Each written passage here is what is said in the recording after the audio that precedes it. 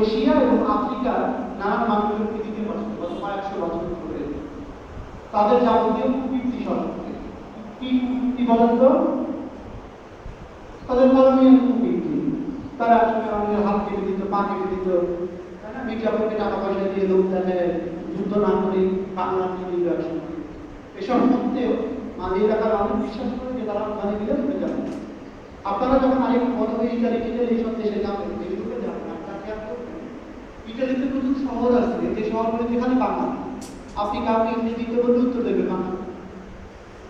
হ্যাঁ, এই ঘটনাটা পার্টিকুলারলি রোমে এবং মিলান। রোমে প্রত্যেকটা মানে রাস্তা, প্রত্যেকটা মোড়ে স্ট্রিট ফুডের দোকান, ধরো একটা মোমো খোলা আছে, কেউ খাবার আছে, কেউ একটু স্ন্যাক্স আছে, সবগুলো আপনার চেহারাটা যদি বাঙালিদের মধ্যে হয়, আপনি ইংরেজিতে জিজ্ঞেস করেন, আপনি বাংলা। এই জায়গাগুলো একদম বাংলাদেশের দখলে। আপনি যদি মিলান শহরে যান, তার আশেপাশে শহরগুলি মালদেশা, এইসব শহরগুলি, এসব শহরগুলিতে বাংলা হাজার হাজার লাখ লাখ বাংলা এখানে। তারা আপনাকে পুলিশ করতে আসবে, আপনি অবৈধ অভিবাসী, আপনার অনেক ধাওয়া দেবে, তারা আপনাকে ফাইনাল করবে। বুঝতে পারছেন? এটা তারা জানে। আপনারা যারা প্যারিসে যাবেন, আইফেল টাওয়ার তো জানেন, ওই যে লম্বা একটা জিনিস বানায় রাত্রিবেলা আলোচনা চলে। তো এটার আশেপাশে প্রচুর বাঙালি আছে, আফ্রিকান আছে, যারা অন্তত আইফেল টাওয়ারের কিছু চাবি নিয়ে আসে না, এইগুলি বিক্রি করে তারা। তো প্রতি 1 ঘন্টায় প্যারিসের পুলিশের কাজ হচ্ছে, পলিটি করে তাদের কাজ হচ্ছে কি এদেরকে দাওয়া দেয়, ওনাদের ব্যায়াম হয় পুলিশে আমাদের ব্যায়াম দিয়ে তারা দাওয়া দিয়ে চলে গেল, আবার পুলিশ তারা আবার বিক্রি। এবং তারাও জানে যে তাদেরকে কখনো করবে না। সারা রাত না ঘুমাইলে এরকমই দয়া করে আপনার পাসপোর্টটা ঠিক শালা একদিনও রাইতে ঘুমায় না, খালি ঘুরে ক্লাসে ঘুমায় প্রত্যেক দিন।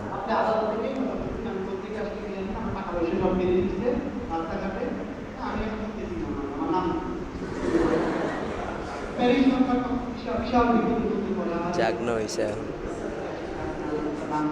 এতক্ষণ ঘুমাইতেছিল, পুরা 3 মিনিট ঘুমাইছে।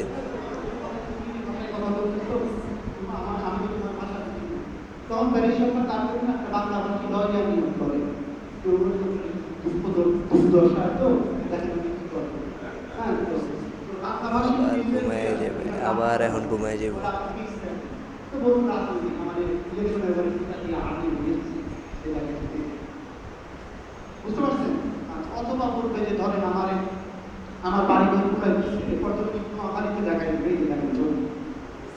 হ্যাঁ, দেখা গেল সেটা নোয়াখালীতে পাটের গুদাম নাম লাগছিল, সেটা চোখে দেখা যাবে, দেখছেন বলে এখন কি করতে পারি, আপনার জন্য আপনি বলেন। তখন যেটা হচ্ছে একটা মামলা পাই হতে হবে প্যারিসের করতে। এই মামলা যতদিন পর্যন্ত নিষ্পত্তি না হবে, প্যারিস সরকার এই লোকটাকে সরকারি আবাসনে রাখবে, প্রতি মাসে রাখা থাকে 4-5 লক্ষ টাকা। মোটামুটি ভাবে এই তো মানে চিন্তা করেন, তাকে বাংলাদেশ খাচ্ছে ভালো মন্দ সরকারি প্রতি মাসের 1 তারিখে তার অ্যাকাউন্টে টাকা আছে।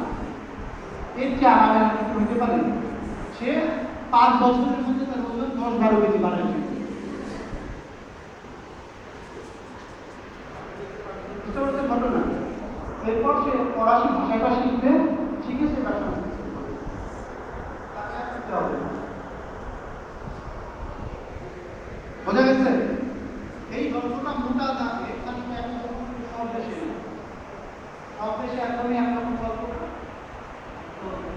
আমি ইউরোপ সম্পর্কে বলতাম, যেমন ধরা যাক যে আপনি যদি নেদারল্যান্ডসে যান, নেদারল্যান্ডস প্রচন্ড টান,